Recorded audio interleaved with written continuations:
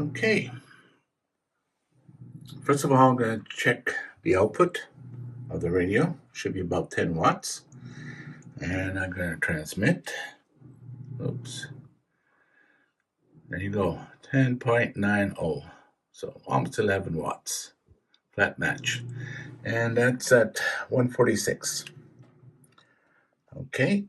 I'm going to check the output on UHF at 433, 9.22. Okay. Now I'm going to 436, 915. Now I'm going to do 439, 9.0, and 442. Okay, 8.87. 445. 892. Okay, so the higher the frequency, it starts to come down. Okay, and 448.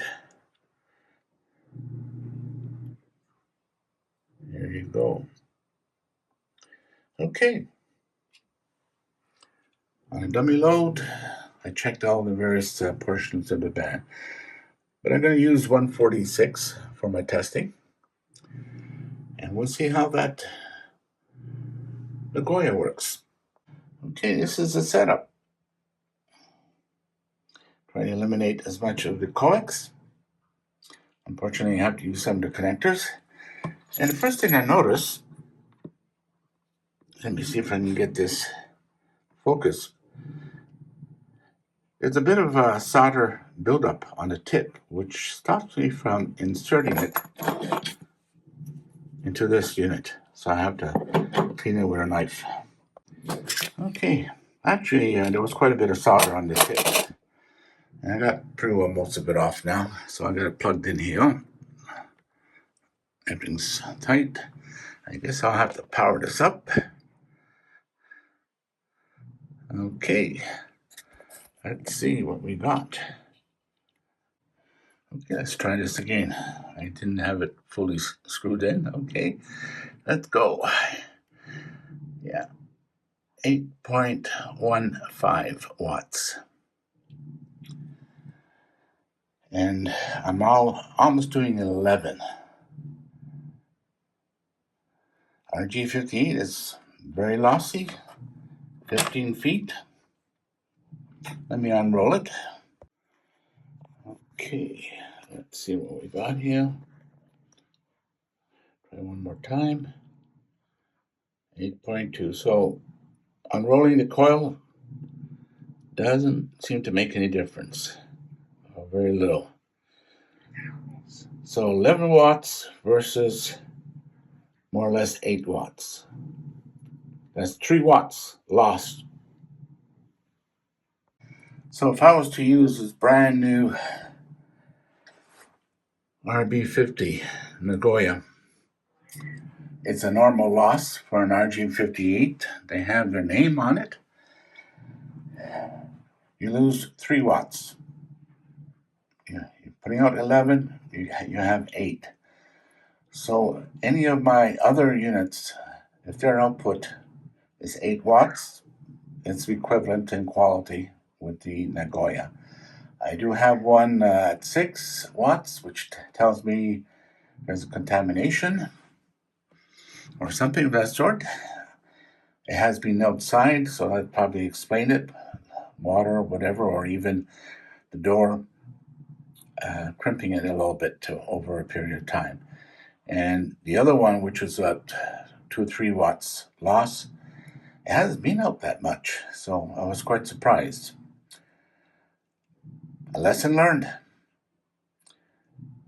If you want to get maximum efficiency, keep the cabling as short as possible. They seem to make a big difference. And if you can do a body mount on a vehicle and use like something heavier, higher quality coax, that would help. Okay. One thing I like about this, they have their actual name on it. RG58AU. Okay, so this one, it comes with a screwed cap, nice support. The only thing I've heard about, this tape helps it to kind of remove the mag mount. However, depending on your surface, if it's slippery, it will slide a little bit, unless the edges. Some have removed this cover completely. I took a look at it underneath there. It looks like it's glued. So if you find it slips, you may have to take that off. And I like the fact that it might be serviceable. Yeah, it's important. If you do take the cover off, I'm not sure how watertight it is. Maybe adding a little bit of silicone so no liquid will get into your coax. But that's something I'll take a look at a later time when I start using it outdoors. And I must admit, buying the Nagoya antenna just for this adapter, it's worth it. And the way it stands right now, if I was to look for another antenna, I'll probably get the Nagoya, the same one, instead of the Comet, because of the bandwidth and less finicky for matching. Now, that was an interesting thing. When I tested this, I was 9 watts coming out from 11. So the coax on this, which is a cheap, like $30, really cheap, was better.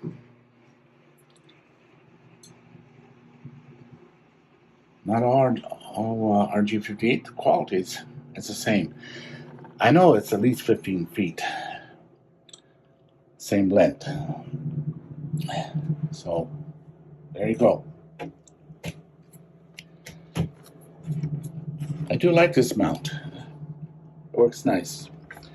If you got something really heavy and high winds, this is great. I even have a bigger one, which I use for the HF. You need a crowbar to take that off once you put it on on your roof. Trust me, it's strong. Even this is quite strong on galvanized. I had to use this to lift the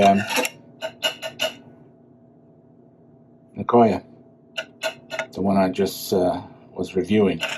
Just a little bit, just to break the screw a little bit. Magnet is strong enough. The only thing that might be a problem is that item. It's kind of slippery. So if you do remove it, you may want to replace it with something that has less slip. If you have a slippery surface that you're putting it on. Okay, I was going to try it on UHF. On UHF, the loss would be even higher. So we'll just use VHF. 3 watts loss. At 50%, you were talking, it would be down to about 6 watts, which is what the other unit loss is.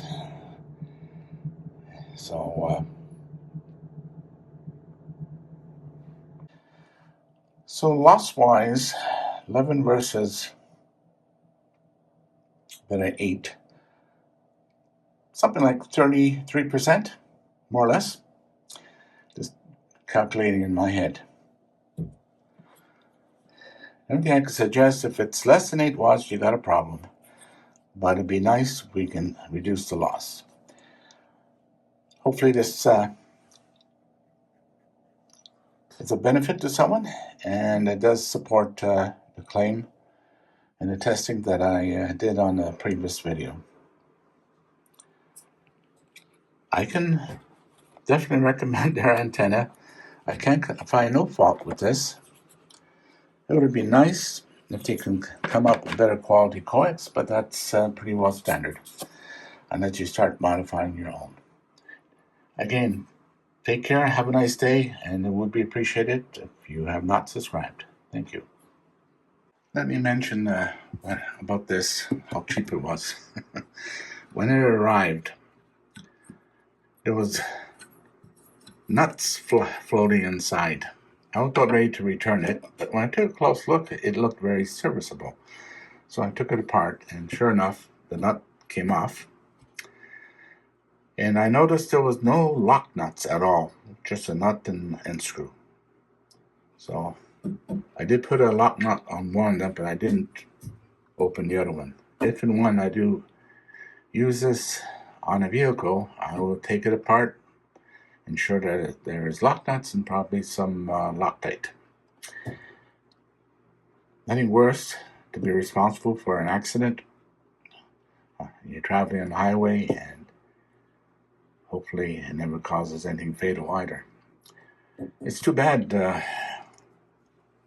that manufacturers can get away with basically selling anything without some reasonable care. So, if you do buy band mounts, especially if the cheaper they are, look for serviceability so that you can fix it yourself for safety. There's one more thing I need to talk about is the rubber ducky antennas that we see often referred to. Okay, this ICOM 52 Plus is the anniversary unit. That's why it looks the way it does. There's a rubber ducky on it. Are you aware if I was to drop this in the water, let's say a toilet or sink or tub or whatever, maybe even in the lake, and not deep enough that you couldn't reach and get it. Even though it's on, it will keep on working. Very similar tests like the iPhones that they've done. Very similar. However, if it failed for some reason, it probably would be covered under warranty, provided you're using ICOM device. If I was to replace that rubber ducky with a non-ICOM, because the way it's designed to be watertight. The other ones usually not. So be careful about replacing the rubber ducky on this. Also, microphone. Always have these sealed, all the rubber things. If you were to get a non-ICOM microphone and it fell in the water, it won't be covered under warranty. And it can apparently tell the tolerance of the connectors are very specific. Plus, there's seals on the inside. That's why when you plug in an ICOM microphone, you feel it very, very snug. Because there's seals in it. Same thing with the battery pack. So be careful. If you have a watertight radio, advertised as such, for warranty, stick to it. A quarter wave, when you compare a quarter wave to another brand quarter wave, generally it would be the same. If there's a difference, it's probably because it was cut or designed for a certain portion of the band.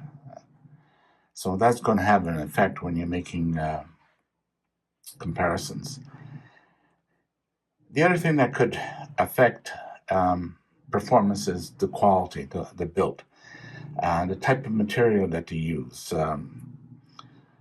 Maybe they use aluminum wiring versus copper or something of that sort. Let me illustrate. Okay.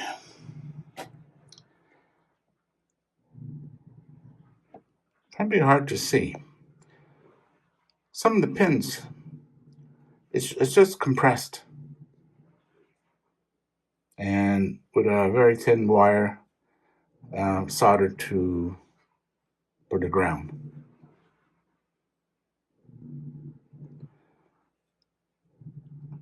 if it's not soldered, I don't know. You may have, every time you put pressure on the antenna, your SWR probably jumps up and down. Same with the efficiency.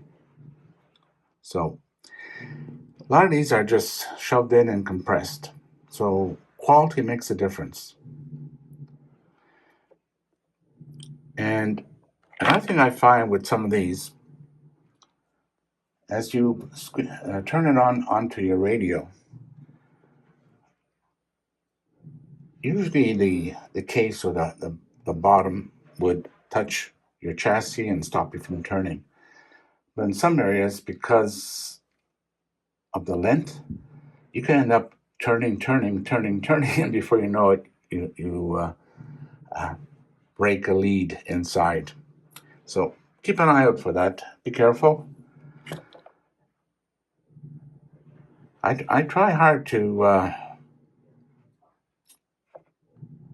find antennas that have the quality, that are properly done. But anyways, to be expected when the price is low.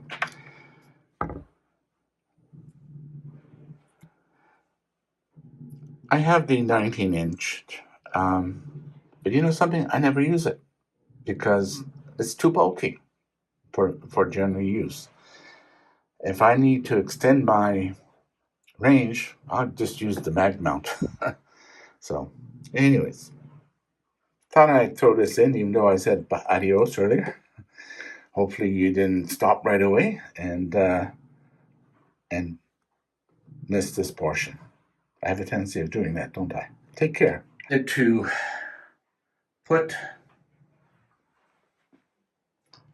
the comment on the Nagoya mount with that adapter, works okay, no problem. Okay, for the fun of it, I put it on top of my printer. And I took an SWR reading on UHF from 434 to 440. Yeah, 437 center. There you go.